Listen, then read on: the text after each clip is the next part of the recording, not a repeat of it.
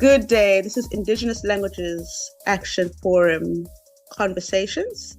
And today we have various Indigenous languages activists who are doing various creative work and ways in which they use the Indigenous knowledge and Indigenous languages as part of how their entrepreneurship, as part of their activism, as part of education, but also as a means of living.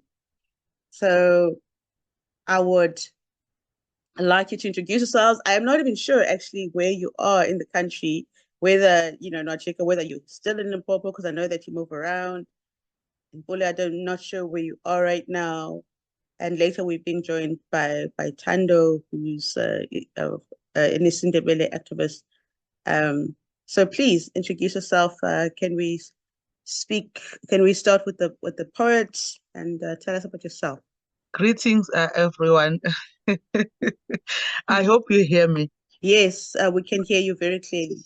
Okay, thank you so much. By the way, my name is Saisani Antoinette Shibori, born and bred in Madobe village in the Limpopo province under Bembe district municipality.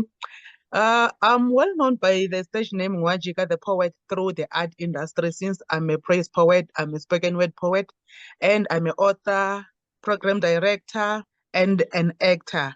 Yes, by profession, I'm a qualified electrician. I used to work at Score Wow. Metals back in the days before COVID-19 hit our country. So I've discovered my talent of poetry and writing and acting after losing my job because of COVID-19. So I can say that Wow. I thank the Almighty God who took away my job of electrician and then introduced the talent that was hidden on me, which is poetry. And then all I can say, or what I can say about it, is that I thank God because I'm making money, even if it's not millions, but I'm living through poetry, I'm living through writing books, I'm living through doing program directors, and I'm living through acting. Thank you so much. Wow. Thank you very much, Saisani. Did you say you're based in Limpopo? Currently I'm in Joburg. Currently in Joburg. Okay. So I think the last Yes. time we spoke, you were moving between Limpopo and Johannesburg. All The right. problem is I'm always traveling because of the gigs. Oh, okay. So it's your gigs that are showing you the country. That's a good thing. Yes. Pula, please introduce yourself. Hello, molweni, sanibonani, dumelang. Molo, molo. Nakalitso ke nna Pule ka jalo le Mpokote kwabagayisa baginqa zonke isihlahla. Ngingumcwaningi wezilimi zesintu nezabathwa. I'm a researcher in indigenous linguistics and cultural history, and I'm an advocate of the writing systems of the continent, most especially also known as the Timansadi Nduku. And I'm a freelance artist by profession, although I have worked as a researcher in various institutions, like on a contract basis, like worked in government, and I work as a consultant sometimes about African cultural history and linguistics. And I create artistic work with my peers, with my friends and my colleagues who we've met through the years of being an artist. Like Nwachika knows very well. You meet people. Oh, you know her. Yeah. Yeah, well, I not personally, but I'm saying the lifestyle of being an artist, of being a freelance artist, and using what skills as a, when we say ubuciko bomlomo, we say, the ingenuity and craft of the mouth. Of the mouth. Yeah. So now we're saying that is one of the ways that we convey our intelligence and our creativity and our history, and all of those different things are possible to make a living. All right. Thank you very much. So Nwachika, Saisani, how did you get the name of Nwachika? Like, what does it mean? Okay, actually my father is Jika. So Nwa, it means Nwana Jika. So I said I can't just crack my head. I will just use the Nwajika. Like a lot of people, they know my father. If I say I'm Nwajika, those who are related with me, they will know that I'm the daughter of Jika. Jika is my father's name. Yes. And what does Jika mean in Xhosa and Zulu? It means to turn. 10. That's 10. Oh, it also means turn Yes, in which language do you speak? Chitsonga. It's Tsonga. So it's Tsonga. It also means same thing. That's good. Yes. Oh wow. So you turned your life around after COVID, from after Yes. losing your job as an engineer. Yes. And you never tried to go back again. I did try to apply, and like I apply almost every day through LinkedIn, Indeed, Pined, everything, and I do attend interviews. But what I have realized, maybe God didn't want me to be an electrician. Not everyone will benefit through his or her career, her qualifications, but there's something that it's like that God has given you to achieve or to live through it. So Yeah. I can tell that I've been looking for a job from 2021. I've attended more than 15 interviews, but no luck. But through Wow. the art industry, like today, I'm even rejecting some gigs because some dates Wow. I'm fully booked. Wow. Congratulations. That's Thank you so amazing. much. Wow. Then Yes, yeah. you've definitely found your path. So how did you start your path? How did you decide, okay, this is what I'm doing now, and step into it? And what was it like starting? Because I'm just thinking of, maybe some artists who are out there, or people who are just thinking, I have this qualification, I've been applying, nothing is happening. And I think it's a story for many people, Yes. who are qualified, they have their degrees, and their degrees are rotting somewhere, and Mm. nothing is happening. And how did you start? Like, how did you move from your point of, I've been applying and nothing's happening, to, okay, I'm just going to use my indigenous language and use my gift as a poet, and start doing the work? Because you even have books, right? Yes. I actually I think it was mid April 2020, after losing my job. Ne. So because of there was no movement in South Africa, I used to spend almost 100% of my time watching the news on the TV. And then this like something came up in my mind one day that I must write a poem about COVID-19, because every minute, every second, every day it's COVID-19, coronavirus, COVID-19, Mm, coronavirus. And mm. then I wrote that poem, although it took me about a month and a few weeks trying to construct it, because I wasn't sure that what I'm writing it's gonna be perfect one day, or it's gonna take me far one day. And then after writing that poem, I recorded a video, and then I shared it through social media, since everyone was busy on social media after COVID-19. And then that video went viral, whereby I got interviews from a national radio station like Mnganalonene, a local radio, to enter the competition using that video. It's whereby I said, no, man, maybe the talent is coming slowly, slowly, but one day I will get where God wants me to be. And then I entered the Ndebele Student Association. It was a visual competition whereby it was open for all the South African youth. And I remember I was late when I joined the competition, but actually they first selected a top 100 on that on the people who submitted their videos, and then I was on top 50. After being Wow. on top 50, and then they said they want top 30, and then on that top 30, I think I was number 27. And Wow. then they said on that top 30, they want top 15. And then we were given like different topics to write poems. And like it was coming, man, coming. And I was also submitting. And then on top 15, I was number 16, because me and the number 15, we have the same point.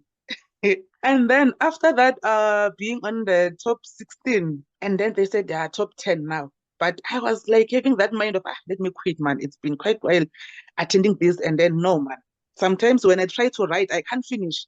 And then I said, no, but let me give it a try. And then on top 10, I was number 9. And then they said, no, we want top 5.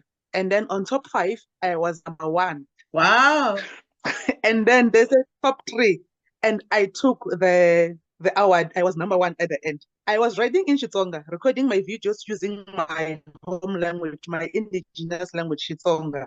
Wow. So your home language also helped you Yes, my home language helped me a lot. For sure, my primary teachers and secondary teachers helped me a lot because, they like, did a yeah, good job.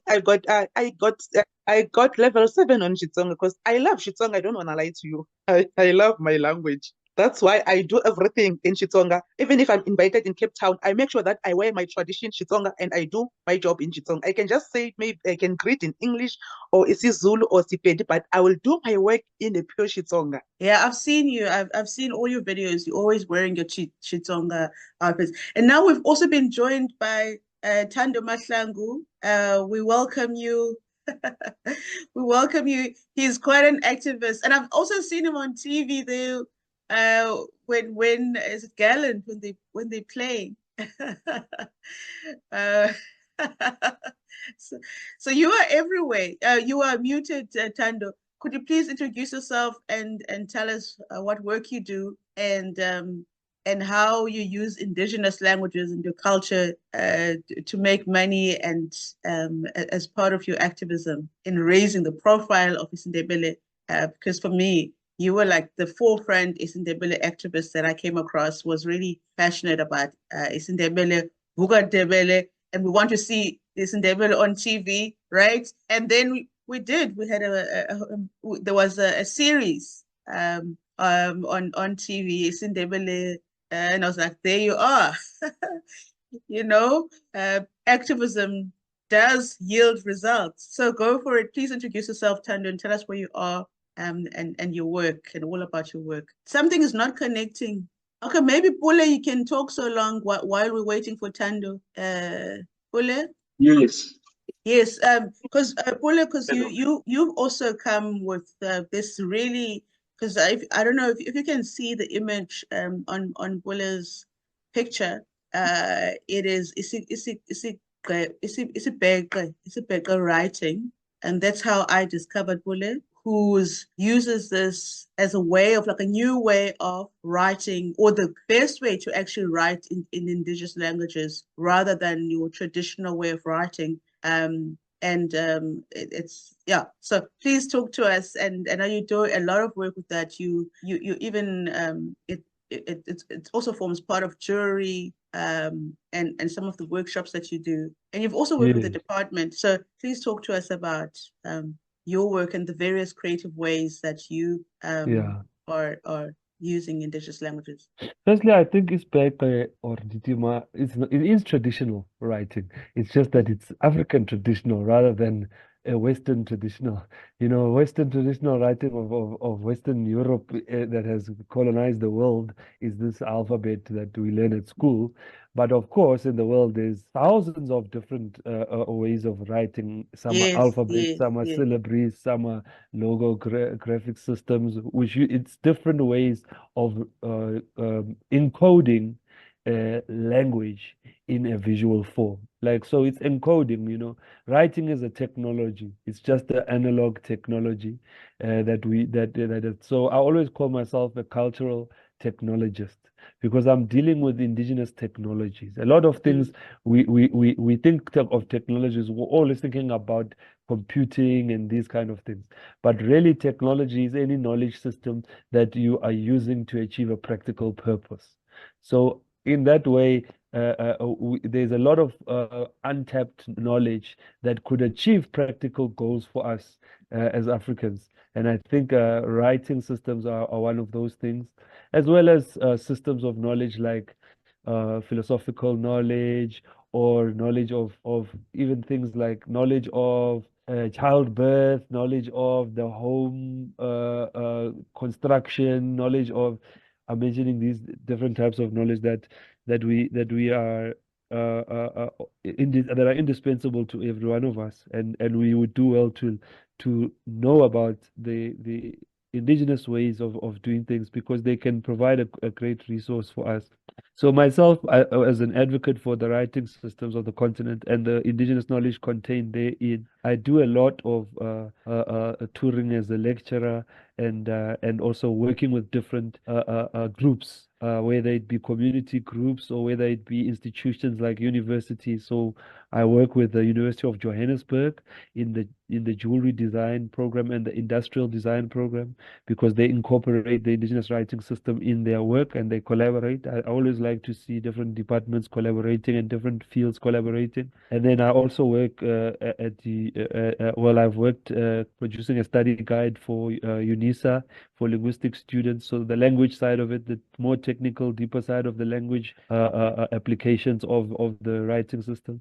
And then also at the University of Mpumalanga, they have done some sessions with the heritage and tourism students. And then in various institutions, we've been promoting the writing system around the world, even, let me say. And certain institutions like there's like Japanese societies have also picked up on the system, because remember, Japanese are in the same situation with us, that they've got the alphabet that they use for Western stuff, but then they also have their own writing system. It's just that Japanese have never lost their writing system. They keep it strong and they use it to record their languages. So they are ahead of us when it comes to that.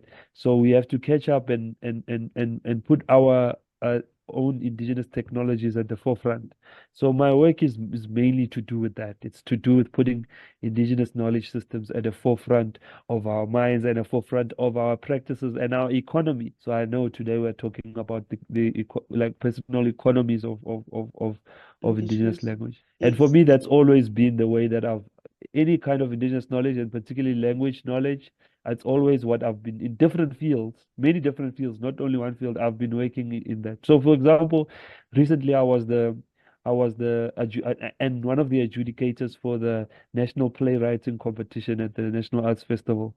And those plays are written in multiple languages. There was a Xitsonga play there was a Chivenda play there, and then there was like very many multilingual plays. And so in order to do that kind of work, by necessity, you have to be linguistically diverse and culturally aware. Otherwise, you'll never be able to do something like be an adjudicator for a play competition. So and at the moment I'm also working on the South African Music Awards. I'm writing the scripts for that awards show, and of course, you also need to be aware of music that's happening and the history of music in South Africa, which is part of culture. So you also have to be able to use linguistic terms in order to convey the diversity of the medium that you're speaking about. So there's a lot of different ways that, well, let me say, indigenous technologies or indigenous knowledge systems are So you're talking the about the summer awards, not the traditional yeah. music I've one. I've worked on South African Traditional Music Awards as well. I've worked there before, as a host MC, and sometimes contributed some a concept for them. But this one is the South African Music Awards, which is going to happen at November the 1st, I think. Oh So we wow, are busy. congratulations. Oh, it's not a big thing. It's really just I'm assisting the head writer of the awards, who is a friend of mine, who we've been working together for many years. So we know each other and we know the way we can trust each other with the way we would write, and our cultural awareness, and also our awareness of staging and the language ability of the people that we are going to be writing for.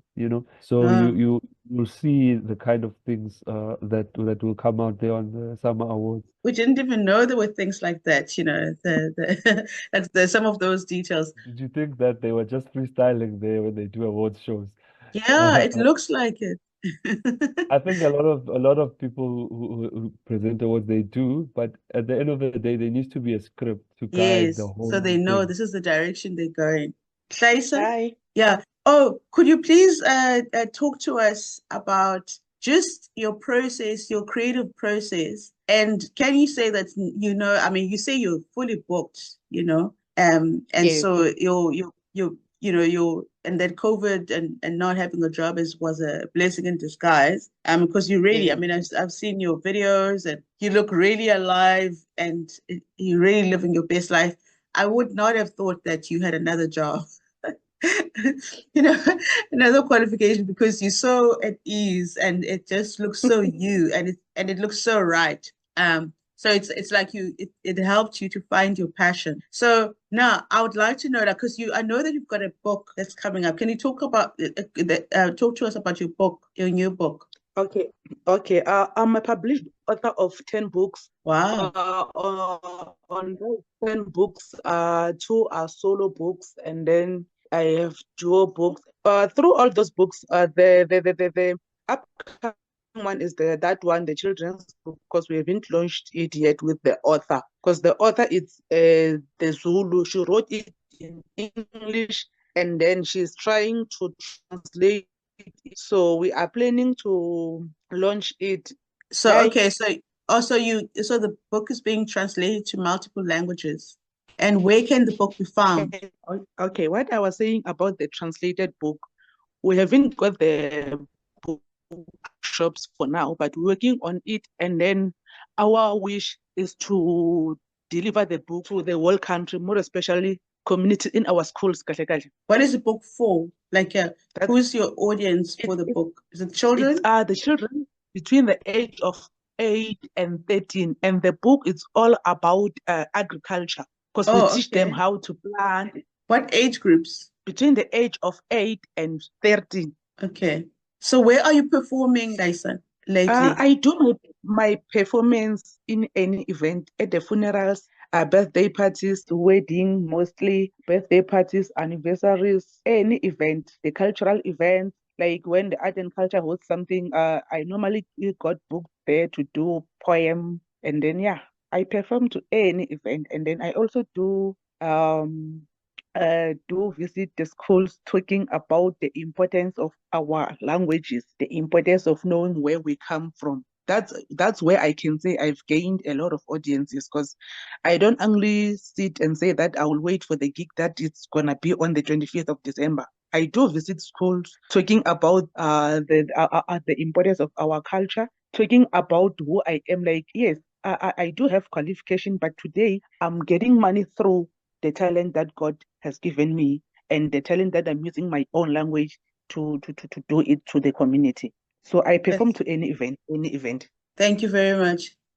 So one last question that I'd like to pose to both of you is, what would you say to a lot of people out there right now? First of all, to the group that don't believe in Indigenous languages, or the ones who believe that there are no opportunities for Indigenous languages, and also those who have qualifications, but they're not finding jobs. What creative ways can you give them, like ideas of how they can go forward, and how they can keep, how can they be positive, and maybe even how can they create opportunities for themselves? Because, both of you, that's what you've done, even Thando, even though Thando can't hear us or can't speak to us right now, you're all creating opportunities for yourselves with your culture, with your languages. That is not necessarily a job that's where you've got an employer, right?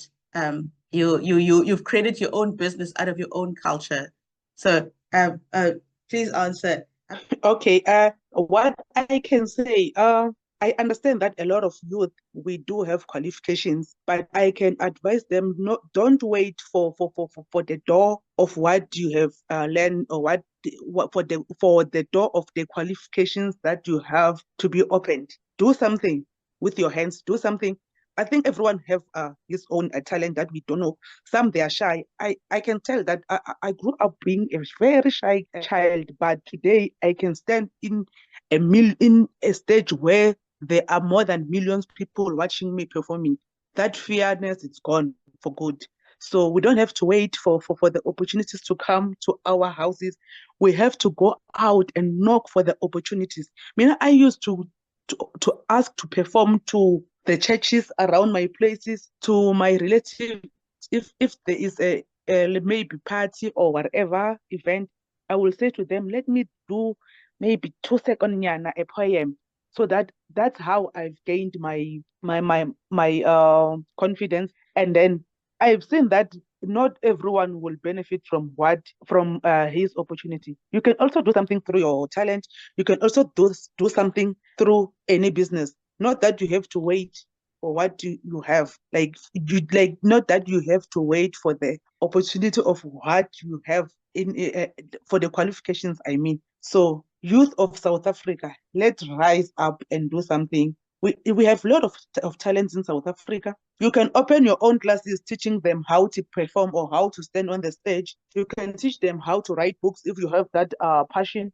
You can also go around having the group. You can have a group of poets. They say these poets belongs to Mwajika the poet. She's the one who groomed them. These people belongs to who. Like, I'm the author, I'm the poet, actress. I can also make money through that. I've seen like National Art and Culture. They do fund such things. They do fund for you to do any event in your community. I mean, you can host a traditional event. You can host the talent show. You can host anything. They do fund for those kind of things. So we don't have to sit down and say that I will get job because I'm a qualified social worker.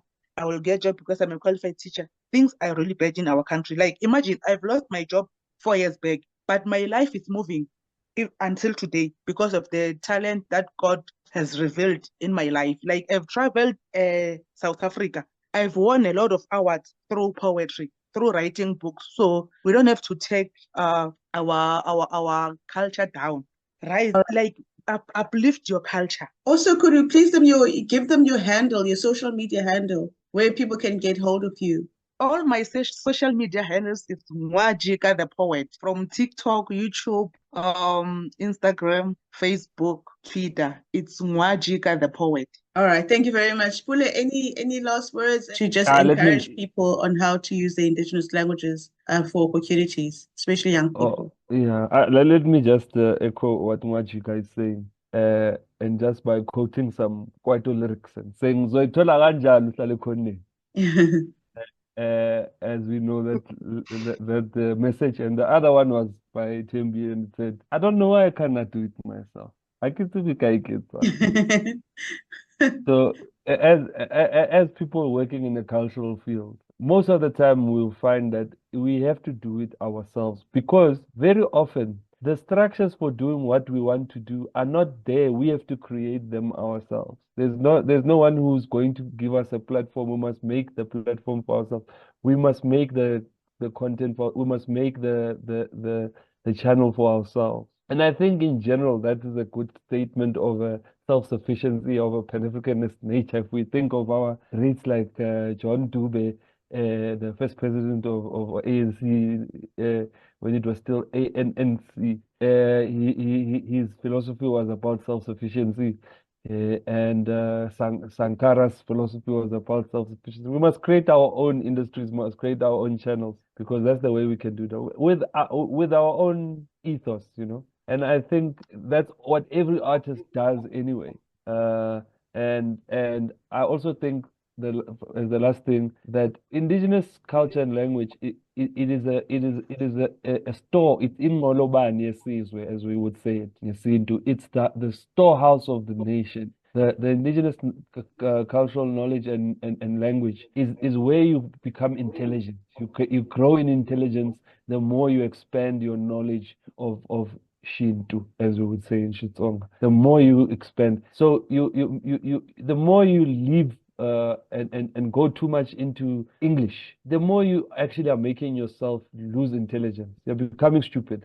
And it's opposite to what people think, is that, you know, English is a way to make yourself appear intelligent without actually being intelligent.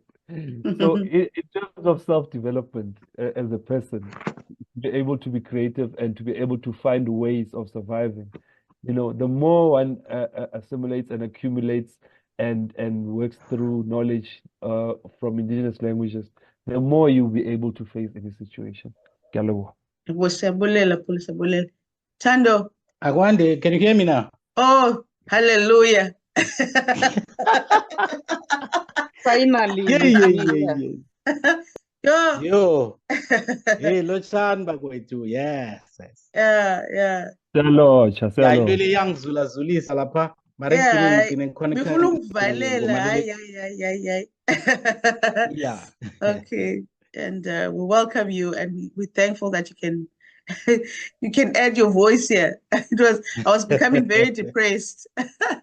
Yeah, hawa ncancabe, my apologies about that. Lotshani, ibizo lami nginguThando Mahlangu, indebele elihlakaniphileko nelifundileko, indebele activist, indebele art painter. I'm Yeah. currently advocating for isiNdebele to be on SABC TV because I've realized that our economy, it's more on the media space, and the SABC is the only public broadcaster in South Africa that gave isiZulu a platform, that gave isiVenda a platform, that gave isiTsonga a platform, that gave amaXhosa a platform. So now, nathi njengesitjhaba samaNdebele, we also need the SABC to build the foundation for all of us, you know, because currently in South Africa, the languages that they've built the economy around, it's only 4 languages: English, isiZulu, isiXhosa, and Afrikaans. So now I'm leading the pack that's fighting for isiNdebele to be on television.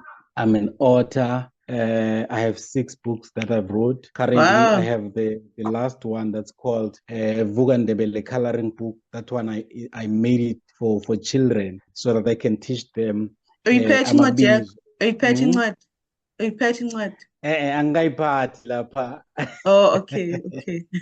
Yes.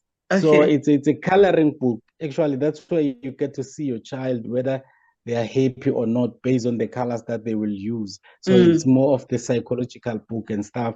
And at this time, it teaches them the colors of Amandebele. It teaches them the weight and the names of the kings of Amandebele and our names for Amandebele. So I'm all about Ubundebele. Currently, I'm using the Ndebele art painting to sustain myself, to fund and to fuel what I'm doing currently. I've registered a company called Nobukhosi Bemvelo Legacy. It's named after my child, the firstborn, yes. So I'm currently promoting and fighting for isiNdebele to be on TV. And I'm working with about Dr. Msoziswa Mahlangu, the one who was just honored by President Ramaphosa with the Order of Kamaka. And then I'm very close with Dr.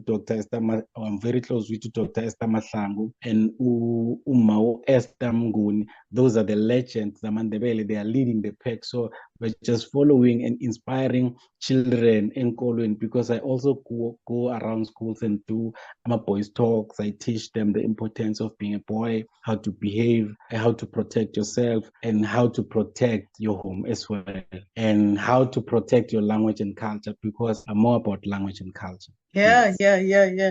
Congratulations. Siyakubona napha ku social media, we see your work, and you just always pushing your work, and you do hats and you paint as well. And so where can people find you and find your work, and if bafuna uthenga, where can they buy your products? Okay, currently they can find me on all my social media platforms. They say Thando Mahlangu _ and I also teach isiNdebele on YouTube on my channel at Thando Mahlangu _ I'm a podcaster. I have my first episode that is up. That's where I'm profiling Ndebele talent, Ndebele artists, language activists, Ndebele. The platform for the podcast is for them. So now they can follow me there on all my social media platforms. It's at Thando Mahlangu _ that's where they'll be able to buy the hats that I'm selling, the books that I'm selling, the t-shirts. I also do Ndebele art painting. The Ndebele art painting that you see at the back there, I'm the one who did it with Nobile Masugo, the lady that I'm working with. So I'm all about everything that's got to do with Ubundebele. I'm glad that you've mentioned that last year we had Ikomkhulu, a drama series that was flighted on Mzansi Magic. That was for the first time in South African television, having a series of isiNdebele. And the whole thing gave us an opportunity of the economy, because the series was shot KwaNdebele. You know, the taxi drivers benefited, the extras benefited, the actors benefited, the location scouters benefited, the language translators benefited. So now, if we can all focus on our languages and getting them on television, we'll see the economy will come back to us. Because, for example, the budget could be 44.3 million, you know, that that will be put down for one series, 13-part episode, you know. So now if we can have our languages on television, will never work again in our lives. Trust me. Mm-hmm. That's good. Yeah. All right. Any last words to encourage young people out there? Maybe they isn't they better speaking some about they feel like they know opportunities and yet you've been able to diversify so much. Yes. Because you Okay, do. now here's the most important part. Ne? This year, I dub it as Unyaka wa Mandebele because the way Ndebele is being promoted at schools, at crèches, at universities. Now, on Wednesday last week, a South African army was celebrating Ubundebele, was celebrating the Ndebele culture, you know. So now if our languages and culture get into those spaces that we thought that it will never get into, it makes sense. So if Umdwan Ndebele and you still believe Gutis Ndebele doesn't have an economy, I say, mina, come back home, because we do have your degrees, we do have the diplomas, but they are not working, especially with the Ramaphosa economy. The degrees, they are not going to work. They are not working. We have qualifications, but they are not working. We are using the language, we are using the culture, we are using our skills, we are using our indigenous skills that we were taught by our great-grandfathers, you know. So now mntwana Ndebele ngithi buye ekhaya mntwana ekhethu, isiNdebele sesine economy, isiNdebele sesibuyile, isiNdebele sizokungena kumabonakude. Currently, we have Abolungile Mapena, who are Ndebele writers, you know. So now the young generation is coming back, especially at the universities. You can see when they prepare their events, they go all out to go and look for ivunulo ya Mandebele. So now, if you are not thinking of getting and participating in the economy that comes with our language and culture, the qualification that you have or the degree that you want to pursue might not work for you. So you need to focus on developing your language and culture. Thank you very much. I'm so grateful for all of you for pushing the work of indigenous languages in the various capacities and showing, because that's what you're doing. By doing what you're doing, you're not only promoting your culture, because every culture is important, because when one is lost, we're losing a lot of knowledge. And as Paula said, it's also technologies of that culture, you know, of that language group. So we're not about, it says that one is more important than that one. Even if I think it was Gogi who said, even if it's a few people or two language speakers of a language, it's still important to preserve that language. So I'm very happy that we have young people that are pushing indigenous languages and making money out of their culture and finding creative ways and creating platforms, just like what you're doing, that you are creating platforms and teaching others. And now you're on YouTube, showcasing talent, which also means that other people see, oh, I can do this. Oh, there are people who are doing this, because a lot of the time people will say, oh, we can't find people who speak in this language, or we can't find someone who's skilled in this. And we say, no, there's plenty of skill. So you can't make excuses about excluding a language because, you say there's no one with the skill. I think, Pule, you'd like to say one last thing? Yes, I just wanted to note that last year there was a launch of the SWIP project. The SWIP project is the South African Center for Language, Digital Language Resources, Wikimedia, and the Pan South African Language Board. And they launched the SWIP project, and the focus was on isiNdebele language. And there was a fund that was allocated for anyone who can write articles in the isiNdebele version of Wikipedia, because they're trying to expand the isiNdebele version of Wikipedia. So this is an opportunity for any young person or old person even who is able to write in isiNdebele, that there is a fund dedicated to expand the online content for isiNdebele language, because we are trying to get our languages digitized. Otherwise, we will fall behind in the world. We will not have internet presence for our languages, which means that we will not be part of the systems of so-called artificial intelligence, and we will be de facto recolonized by that. So we need absolutely to write our languages online. And this Ndebele specifically has a fund dedicated for that through that institution that you can access. All right, I'll share. Thank you, Pule, for that. I'm very glad. I imagine, Tando, if you were not part of this conversation, you would have missed out on that information.